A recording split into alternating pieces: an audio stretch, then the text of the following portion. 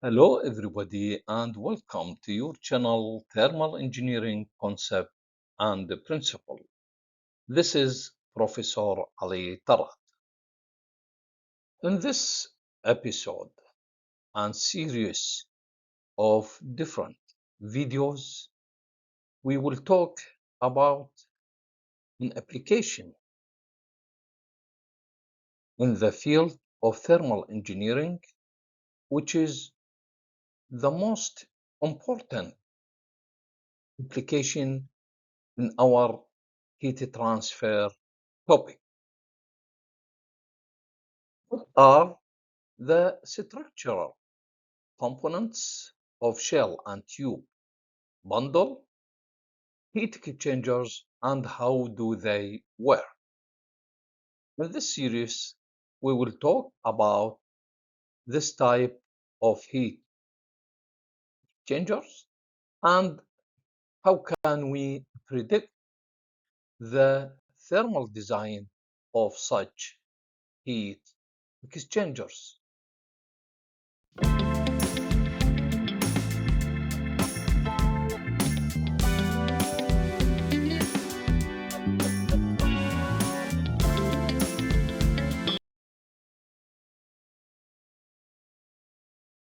Hello, everybody, and welcome again to your channel, Thermal Engineering Concept and Principle.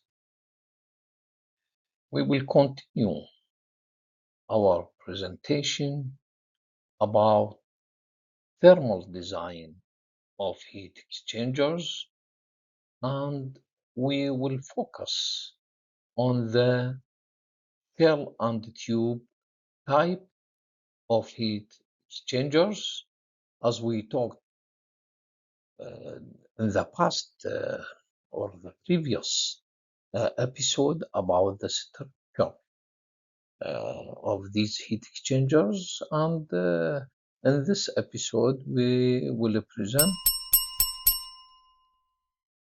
how heat exchangers work, how heat transfer process can occur between the two fluids that are passing through the heat exchanger.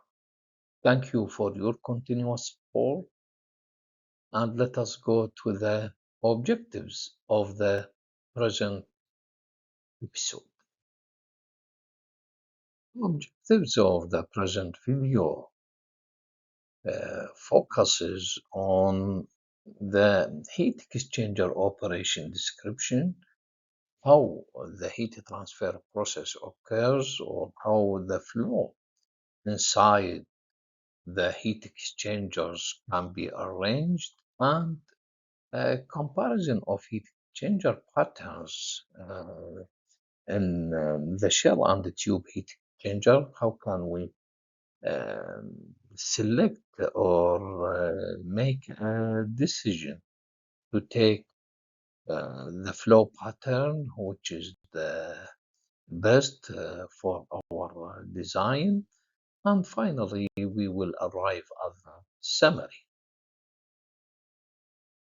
Let us have a look at the flow pattern on the shell side of the shell and tube heat exchanger. Here we have a simple diagram for the shell with the baffles fixed.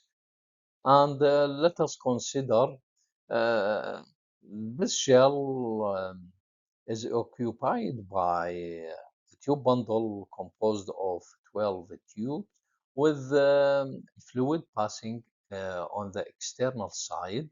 And let us take one of these tubes uh, as shown in the shell, just to show how the fluid flow patterns on both sides could be. We have inlet and then passes between these baffles, and at the end exit on the other side of the heat exchanger. And we have two fluids, the blue one on the shell side and the red is passing in the tubes. And we have a complete or a true counterflow and cross flow for this type of arrangement. And we should mention here TEMA standard, which is Tabular Exchanger Manufacturer Association, uh, which is responsible for creating a standard for manufacturing these types of heat exchangers, and an abbreviation called TEMA, and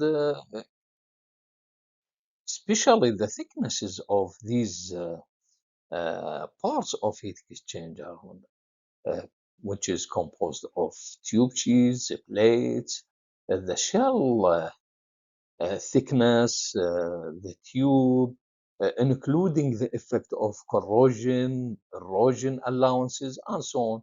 Everything is uh, put in a standard of PIMA. And the tubes which are used in the uh, manufacturing of these heat exchangers are specified by TEMA to be between 9.5 millimeter and 50.8 millimeter.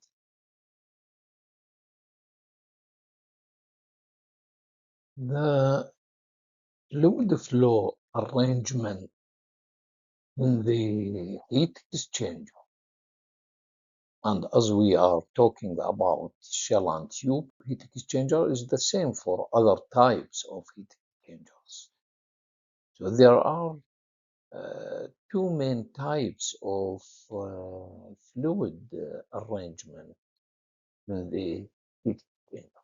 The first one is called the counterflow pattern, and the second one is called the parallel flow pattern. In the first type, the fluids on the shell side and tube side enter the heat exchanger from opposite ends of the heat exchanger. Therefore, as they are passing through the heat exchanger, the flow is counterflow.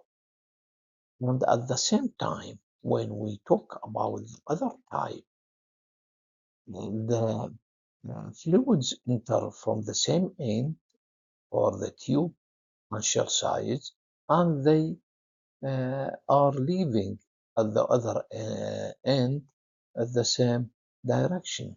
Therefore, these fluids, as they are passing through the heat exchanger, they are following a parallel path.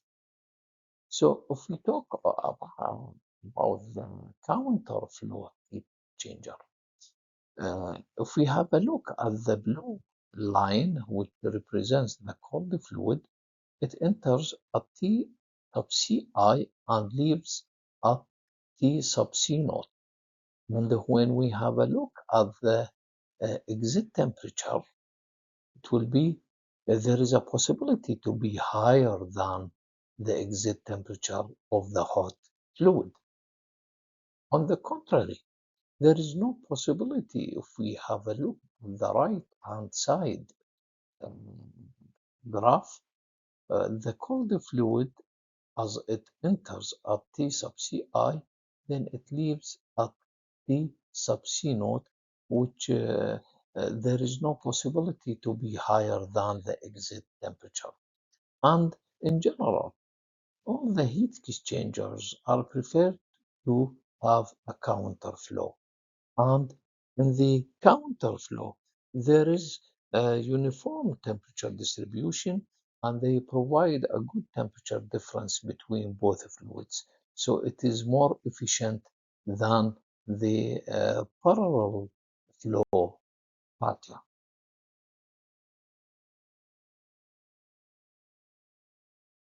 So we now know that there are two flow uh, arrangements in the heat exchanger.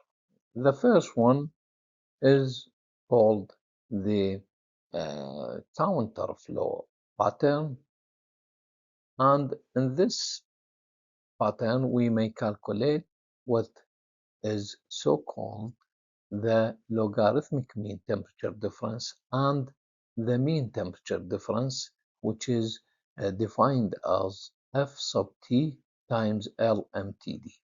And F sub T represents the temperature correction factor, which is presented in a graphical and mathematical expressions in the literature.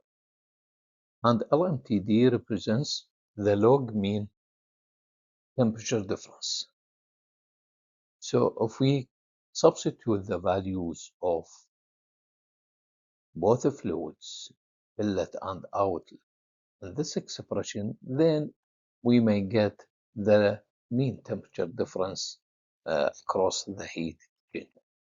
Similarly, we have the parallel flow, and if we use the same conditions, then we will be able to estimate delta T mean, which represents the mean temperature difference.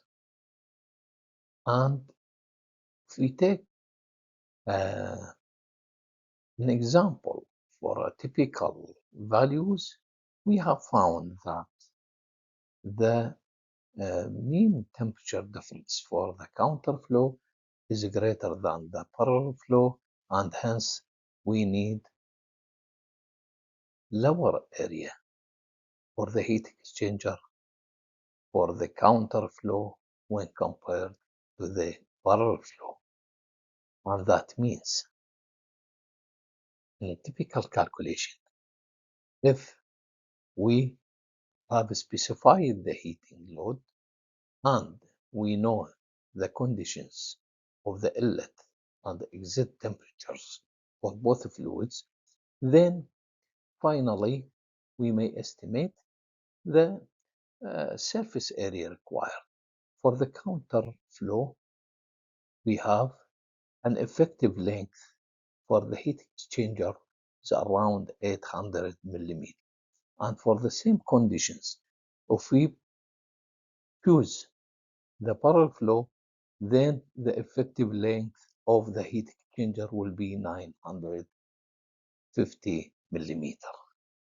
And that means surface area bigger, then the cost will be higher, and at the same time, the maintenance and other parameters during the operation of the heat exchanger will be higher than that the required for the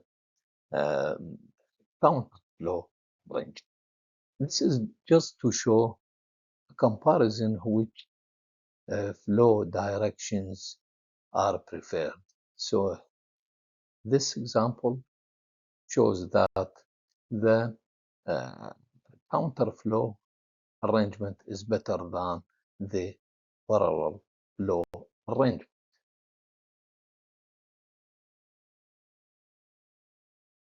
Here we are, my dear friends.